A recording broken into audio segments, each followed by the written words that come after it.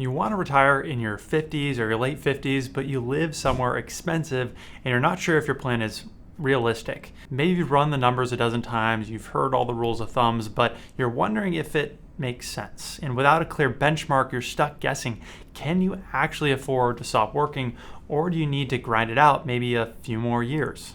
This video breaks down a real case study of a couple with over $4 million saved who faced this exact decision. By the end of this video, you can see what they did right, avoid some of the mistakes they almost made, and steal these strategies that help them retire early without cutting back. Before we understand how this would work out for them, when they first came to me, I first needed to understand how that $4 million nest egg was allocated, how it was invested. Now, most people, they obsess over the size of their retirement number. But what if that number doesn't tell the whole story? Now, especially if you're trying to retire in somewhere like where I live in San Diego, it's a high cost of living area, how that money is allocated can make a really big difference. And this applies to you no matter how much you have saved for retirement. And I can understand why someone watching this video, first of all, maybe you're seeing the title and you're wondering, what are we talking about? Why are these people not thinking, hey, with $4 million, I'm set for life? Now, in some locations, that is absolutely true. But retiring in certain areas of the country might look completely different than retiring in somewhere like LA or San Francisco or New York or where I live in San Diego. For example, in states like California, the cost of living is about 38% above the US national average, with housing costs nearly 97% higher than the national median. Take San Francisco, for example, it has the fourth highest cost of living globally and second in the US, just coming behind New York City. Whereas some of the most affordable cities may be much lower. Now, I'm not going to spend this video talking about why or how someone can move different states to save taxes, save on their cost of living. Today I'm going to talk about how to make it work. And I do know this because I am paying tax to live in the state of California. And I like to show this photo right here, but this is California in the winter. So hey, you can leave the hate comments below for that one. But anyway, let's meet Sean and Amy, both age 57. They live here in Southern California, have about $4 million saved, and they're ready to retire immediately and want to understand if they can maintain their current lifestyle. Now, they really want to know if they should grind it out a few more years to make the numbers make more sense. But here's the thing, having $4 million sounds great on paper, but it becomes a little bit more complicated depending on how it's structured. Now, an easy way people get caught in this trap is they hit their target and they anchor to the 4% rule, only to realize all their money is tied up in a tax-deferred account, so we have to consider pulling out that money net of taxes. Now, so with their balance sheet, they have about $2.8 million in pre-tax 401ks, a taxable brokerage account here, Roth IRAs, and then about $50,000 in cash. Now, in terms of income sources, just their portfolio and their future Social Security benefit are going to be making up their income, right? No pension, no rental income. Now, here's what Sean and Amy absolutely nailed, and this is something you can steal for your own plan, is having tax diversification.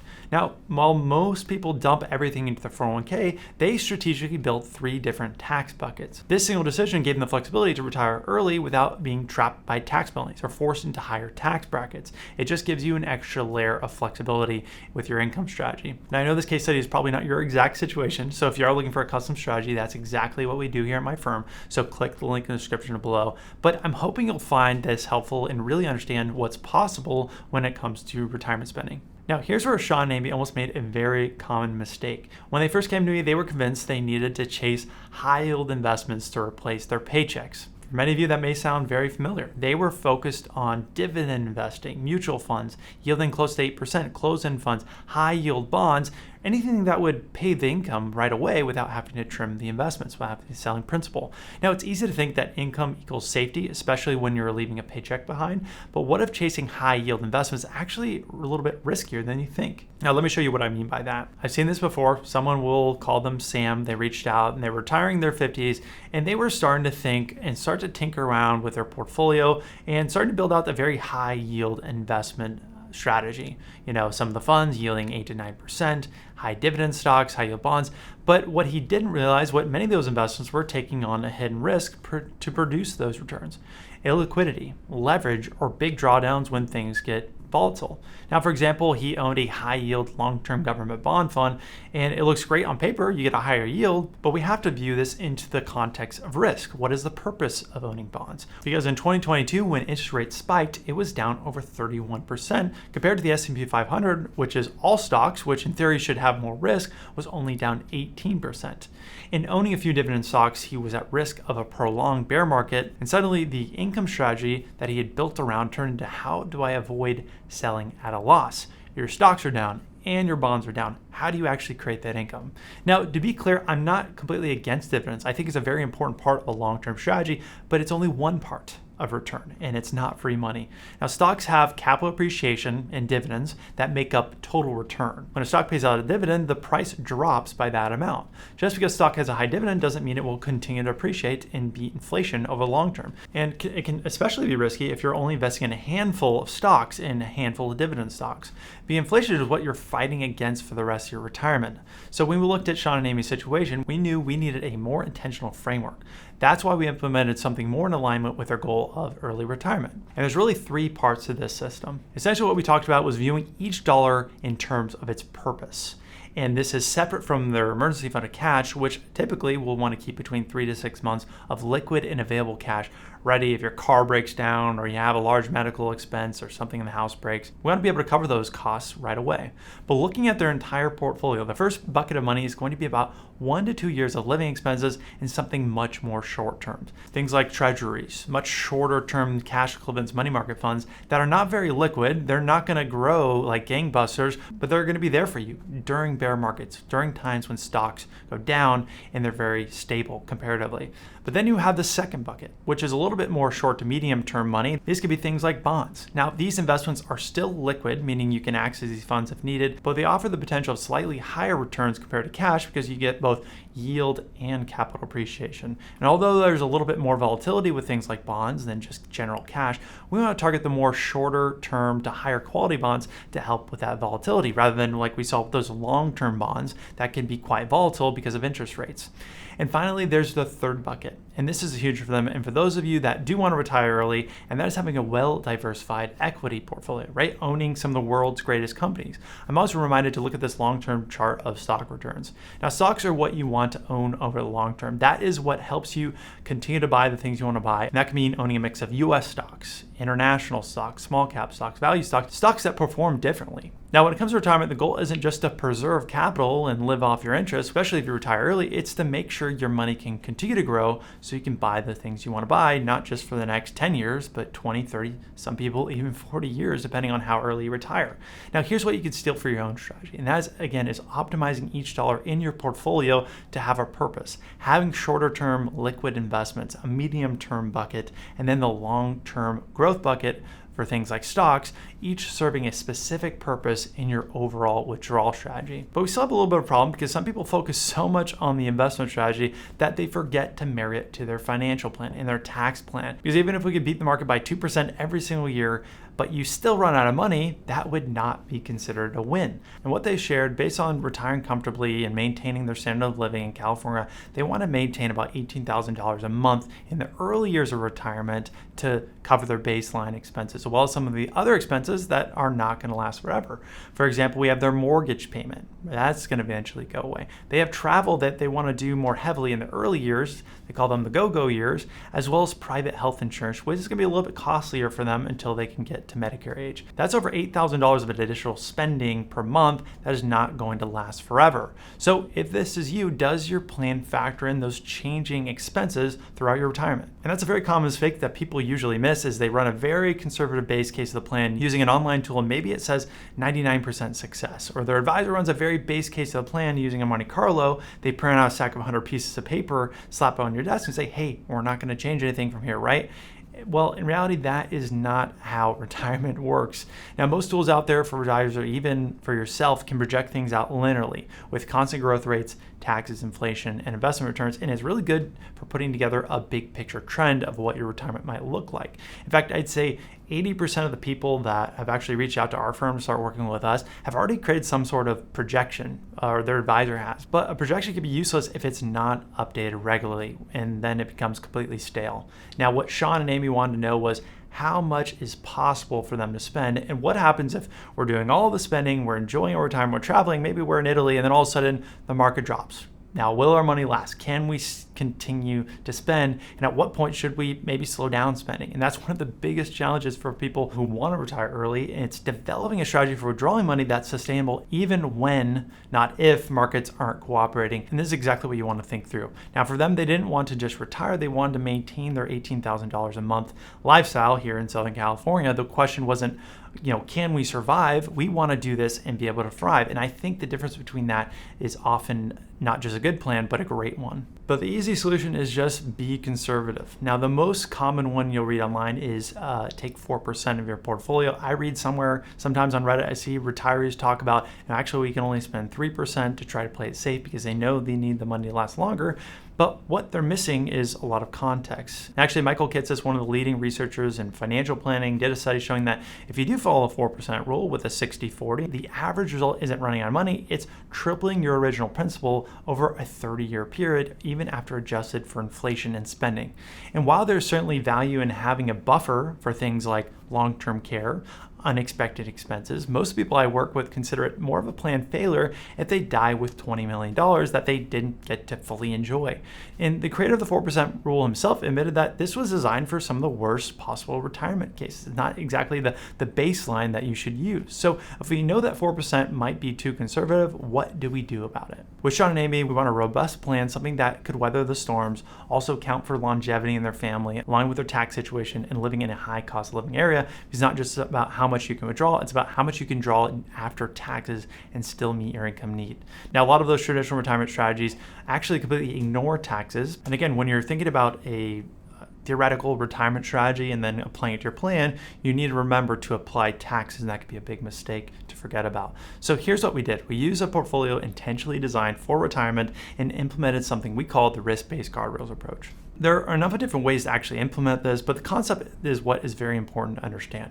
Number one is establishing an upper and lower spending guardrail. Now, these aren't rigid budgets, they're ranges that help keep you on track. And from there, we monitor the plan monthly to adjust spending when life changes, when markets change. So in Sean and Amy's case, their portfolio balance, let's say it's $4 million, we set the initial monthly spending at $18,000 a month. And if their portfolio declines and hits this lower guardrail right here, we need to reduce spending temporarily to avoid locking in losses. But the beauty is that the portfolio grows, they get a raise. They be able to spend more per month. I like to think about it in terms of just like if when you're saving for retirement and you invest small amounts over time, that's how compounding works. But when you hit a downturn in retirement, that's where the opposite can happen. We're sort of reverse compounding our money. So those slight adjustments help significantly reduce the risk. But we didn't stop there. We stress tested the plan through some history's worst market periods. So what we asked was, what if they did retire right before the Great Depression? What if they started spending right before the crash? Now, in this first simulation, we can see that during that time, there was deflation. This was a time where a lot of my clients, their parents lived through, and it's kind of shaped how they view worst case scenario. Now, if we go back to the early 1930s, you can see that their income, and this spike right here is when they bought a car, but Sean and Amy, maybe they bought a Model T back then, but you can see that by the end of 1932, we needed to start temporarily reduce spending. By this amount, this would be about $1,500. So more than likely not, we wouldn't be traveling to Italy that year. We would reduce travel. But a few years later, we're back on track. We're back to our desired spending as markets and the economy recovered. And you can see their portfolio balance dropping here in the simulation, but again, eventually recovering. Now, there are a number of ways to stress test this plan, but the key is not testing for success. Failure is just not an option in retirement. Adjustment is the only option. This is one of the many different ways you can understand what retirement might look like based on your spending. Now, no advisor has a crystal ball, and if they do tell you they can predict the future, obviously run. But if you're willing to be flexible, that's what can give you permission to step away from that stressful job and view it not in terms of, hey, I'm going to run out of money, but hey, this is when I need to tighten the belt. But again, we're still not done quite yet, because if you live in a high cost of living area like LA, San Francisco, San Diego, you're probably already familiar with paying a good amount of money to Uncle Sam. Now, for Sean and Amy, the next layer of this plan was, how do we pull income in a way that does minimize taxes, not just this year, but over the span of their lifetime? We want to pay what's due, but we definitely don't want to give Uncle Sam a tip. Now, unfortunately, without good planning, a lot of people, even those in a great position to retire early, could potentially pay more in taxes than they need to because they're just unaware of how tax planning works in retirement. Now, in Sean and Amy's case, over 60% of the retirement nest egg was in tax-deferred accounts, things like traditional IRAs, 401ks. So here's what we did first. We ran a long-term tax projection, not just this year, but over the course of retirement. We modeled out, hey, what might expected taxes look like if we follow the standard withdrawal sequence of taxable first, then tax-deferred, then Roth. Now, following that standard sequence, in those early years, you look right here that taxes look quite low because we could live off the brokerage accounts with favorable long-term capital gain rates. Now, to a point, this makes sense and it feels efficient, but if we fast forward 17 years from now, and now they're in their 70s hitting required minimum distributions from those large tax-deferred accounts, they have been compounding over time, and on top of that, they have Social Security, you can see that their tax bill starts to creep up. In fact, the projected cumulative tax bill under the default approach is nearly $1.9 million over the rest of the retirement picture. And when we dug deeper, we saw that if they did follow that path, they'd effectively be leaving the IRS a tip of over $600,000 if tax rates remain the same. As we like to say, they're patriotic, but not that patriotic. They'd rather use some of that money for travel or for family instead of giving it to the government. So instead, we asked, what if we proactively manage this today? What if we're intentional about converting IRA dollars to Roth while they're still in these low tax brackets during some of these early retirement years? Now, we explored different Roth conversion strategies, factor in things like healthcare subsidies, including some aggressive Roth conversions, maybe converting up to the highest tax bracket. But here's where planning meets real life. Now, on paper, a software might show that a very aggressive Roth conversion looks amazing. But in real world, are we willing to pay six figures in taxes now for tax savings 20 to 30 years from now? Now, taxes are not optional when you own a tax-deferred account, but what is when you pay the tax, when you decide to convert, and strategically doing this is where you find the sweet spot. Now, for some people, absolutely, they say, I don't trust where tax is going, I want to lock in what I can now. Then they might make much more aggressive Roth conversions. Others take a more nuanced approach, maybe an artistic approach, if you will. Now, for Sean and Amy, we said, what if we just target the 12% bracket? That still would potentially save them in lifetime taxes, but also knowing that they're charitable givers, we save some room for qualified charitable distribution, essentially giving money directly from your IRA to your charity. And that counts towards your required minimum distribution and reduces your total taxable income. Now, that's the key. It's not just about tax efficiency, it's about real world optimization across income, across taxes, across goals. And that's where it takes a little bit deeper of a level of thinking to understand how everything works all together. So let me pause here. If you're someone planning to retire early, does your plan include a tax map? And are you thinking about how taxes might look, not just tomorrow, but maybe in the future retirement years? Now, I've had phone calls and emails from people that are actually in their 80s, and one of the regrets is not planning for taxes sooner in their early years of their retirement. Now, good tax planning equals more net income for you, more flexibility, and more money in your pocket.